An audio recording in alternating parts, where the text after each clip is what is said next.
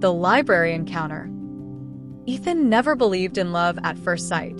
It wasn't that he was cynical, he just figured love was something that grew slowly and deliberately over time, not something that could strike in an instant.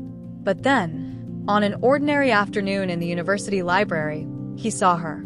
She wasn't doing anything special, just flipping through the pages of an old poetry collection, her fingers tracing the faded lines like she was uncovering secrets meant only for her. The quiet hum of shuffling papers and soft whispers filled the space, but she seemed lost in her own world, oblivious to everything else. Ethan was supposed to be studying. His textbook lay open in front of him, but his mind had already drifted. And then she smiled, not at him, but at the words on the page, as if they had just whispered something beautiful that only she could hear. He told himself not to stare, but he did. She looked up, catching his gaze. For a second, neither moved. Then, amusement flickered in her eyes. Are you going to recommend something or just keep looking? Ethan blinked, caught off guard, before chuckling. Depends. Do you believe in fate or good book recommendations? She tilted her head, considering the question. Maybe both. He glanced at the book in her hands. Poetry, huh? You seem like someone who enjoys the kind of words that make you feel things.